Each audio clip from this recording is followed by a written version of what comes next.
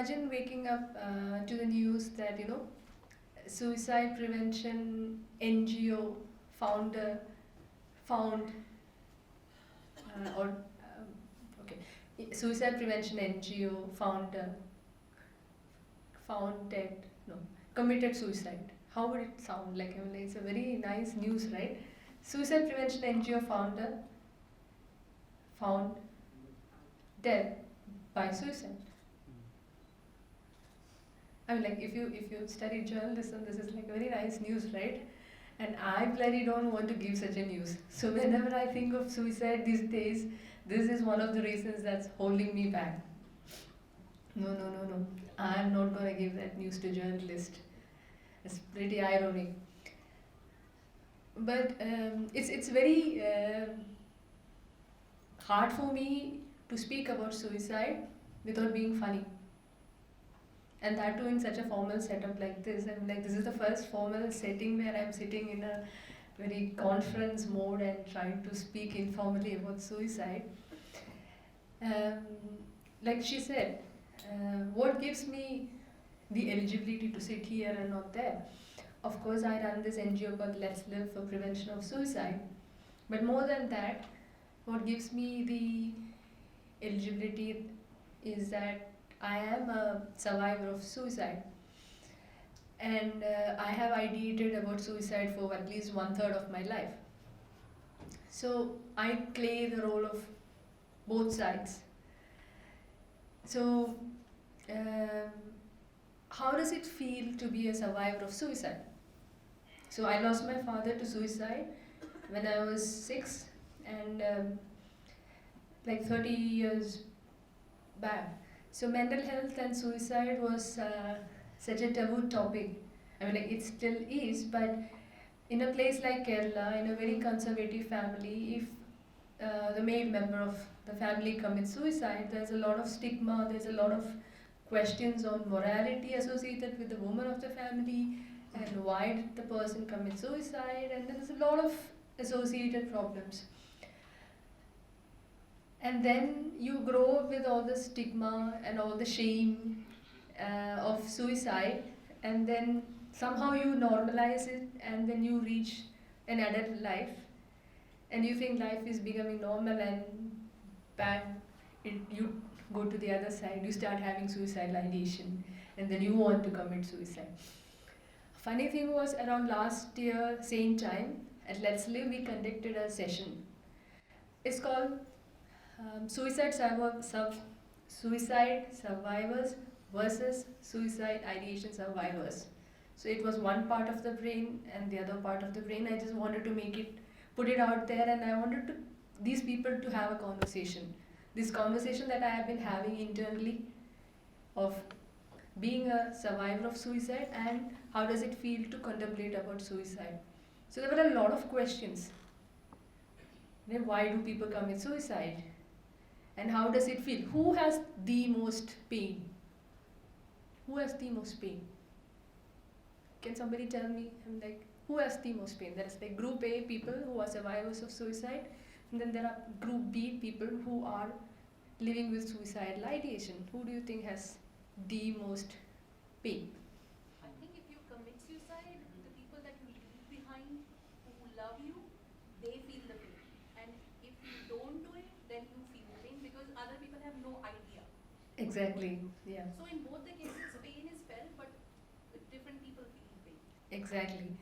You said it right. So the point is, if you are living with suicide ideation, the pain is just in you. So you have to live with the pain. The moment you decide to commit suicide or end it, your pain is over. Now whoever is surrounding you is going to take the pain. So how do you want to do it? And then when it's two different person, it's always easy to have a debate going on. But when it's the same person, same brain, one part debating with the other part, is a little hard. My experience with Let's Live. So, why did I start Let's Live? Was one that the many times that I had suicide ideation, I was lucky to get timely help. Somebody was there to listen to me and pull me out of suicidal ideation. But there have been a lot of people who did not get any help and who had to commit suicide. And then I thought, whatever that I needed when I was going through suicidal ideation or clinical depression, whatever was lacking, why don't I just provide it for many people like me, which actually made me start Let's Live as an NGO for prevention of suicide.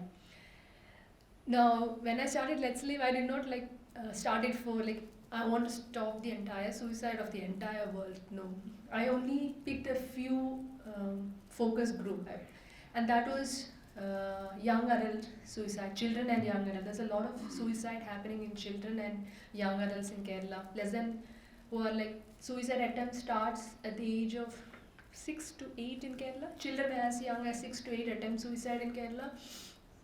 And there's a lot of impulsive suicide happening in schools because we are trained to be professionally excellent.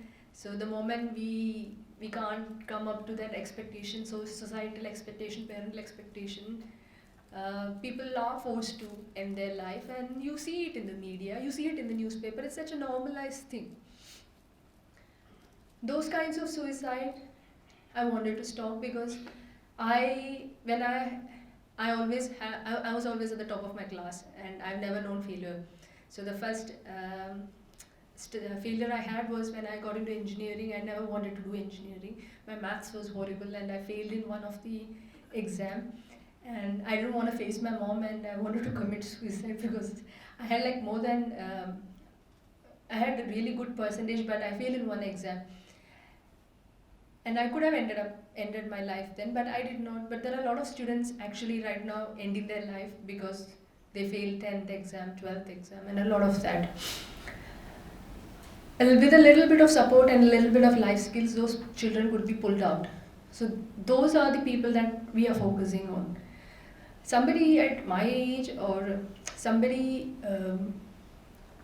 who has considered all the options in life and has had enough sanity to decide, okay, I've lived my life enough, and I've done whatever I wanted to do, and I think I'm done with my life, and I'm not depressed, I'm not mentally ill, I'm not in despair. I want to end my life. If such a person comes with a decision, who am I to stop? So there are two extreme kinds of suicide or attempt to suicidal ideation, one out of despair and one out of wisdom. So the one out of despair, where there is an impulse, those are the suicides that we at Let's Live try to stop. Question is basically for Sharon ma'am, but I would like it if any one of you could enlighten me. We talked about impulsive suicides and also individuals who are battling with mental illnesses or suicidal ideations for years. So currently I'm also a researcher in psychology, and I'm actually working with individuals who have attempted and survived suicide. Something that I come across a lot is that for a lot of individuals, a lot of them do not even wish to talk about their attempt. For them, it is like a one-time event which happened in their life. So when we talk about helping them with certain life skills or intervening in some manner, there are basically two questions. A, if a person is not inclined towards reflection, and because of the social or cultural background that they come from, they wish to deny that they ever engaged in suicide attempt. How exactly are we supposed to intervene? How can we help? And secondly, do you feel that there is always a journey between ideations and attempt? Like if a person has ideated, they would attempt. But when people are attempting in an impulsive manner, then how will our intervention differ? And how are we supposed to help them and look at their experiences without condemning one or the other? What's your name?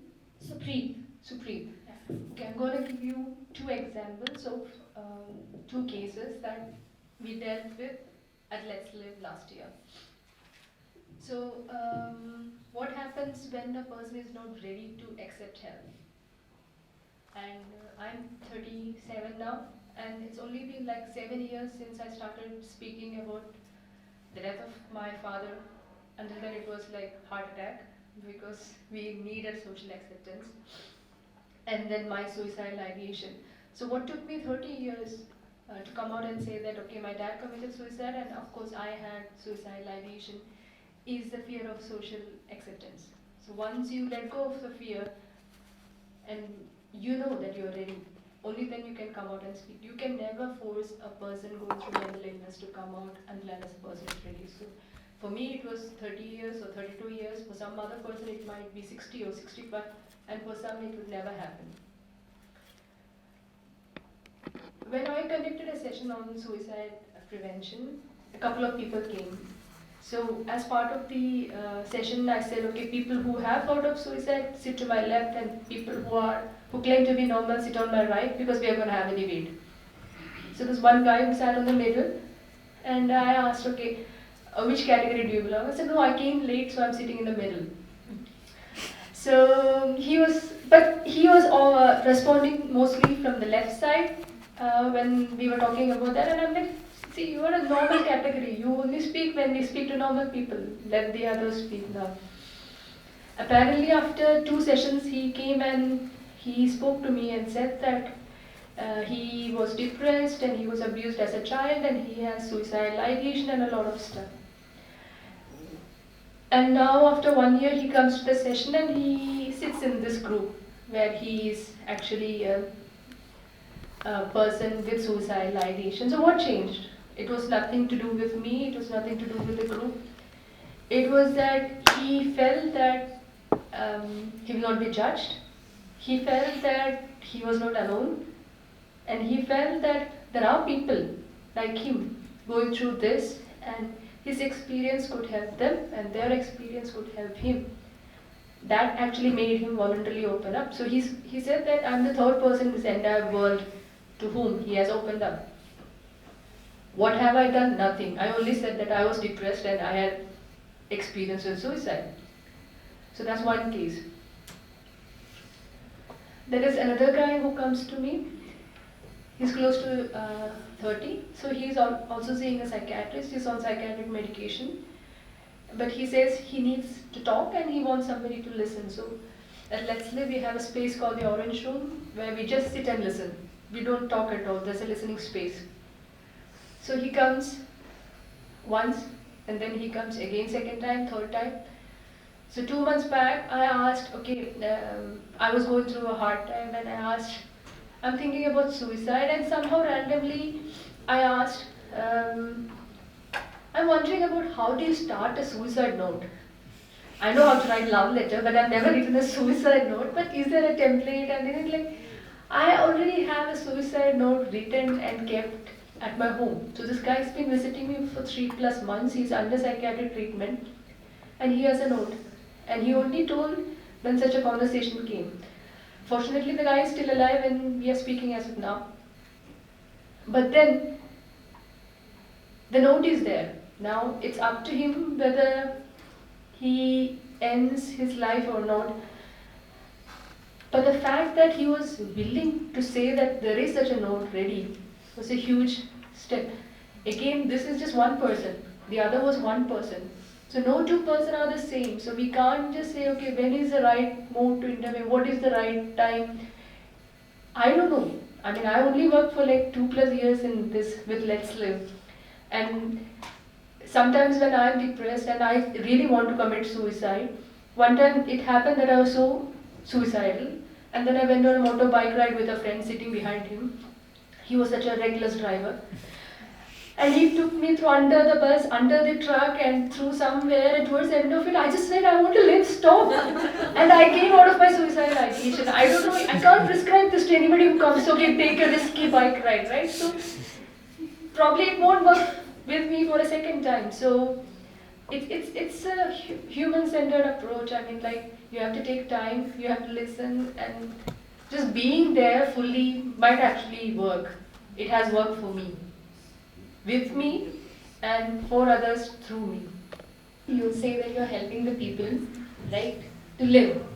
So what about the people who are willing the wishful death? You know, because somewhere attempting a suicide, all of you take it as a mental illness, right? It's somewhere these people need help. Don't you think the people who want a wishful death also need a help? They are the people who are having this fear. You know that my life is good till now. It has been very idealistic, very nice. But maybe, in the near future, something will happen and I don't want to face it. Don't you think these people have a fear? The Santhara, the people have this fear that maybe in the coming life I'll be punished of my karmas of the present birth.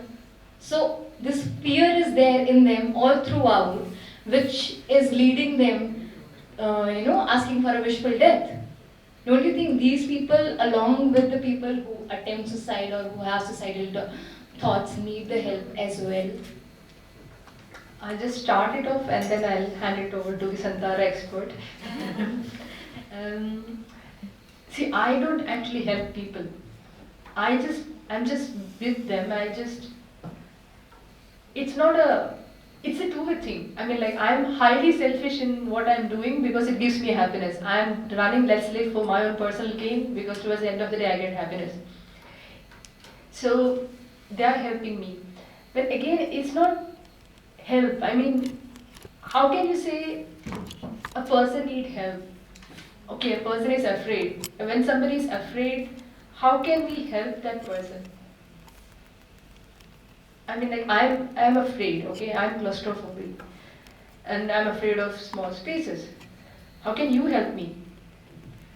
So it's me then who actually need to help myself. What can you do when I come to you with my fear?